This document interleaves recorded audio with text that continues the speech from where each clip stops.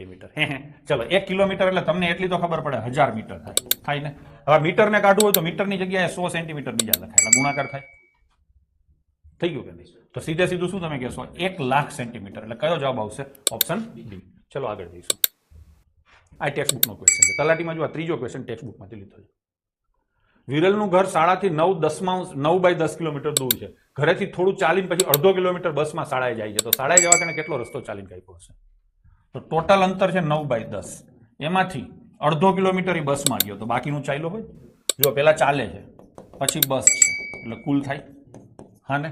તો બસ કેટલું છે? 1/2 પ્લસ ચાલે છે બરાબર કુલ કેટલું થાય? 9/10. આવા સૂત્રો બનાવવાના ન હોય. આ સમજાય એવું જ છે સીધું કે ભાઈ કુલ અંતરમાંથી બસ બાદ કરો તો ચાલવું મળે. સામાન્ય બુદ્ધિ વાપરવાની, બધે ગણિત નહીં ગણવાનું. હવે બાદ બાકી જ કરવાની. ચોકડી ગુણાકાર થશે 9 × 18 -10 અને નીચે આડો ગુણાકાર 20. તો 8/20 આવે તો 4 ઉડે તો 2/55 કિલોમીટર પાર્ટી ચાલી હશે. હા ને? તો શું આવે? 2/55.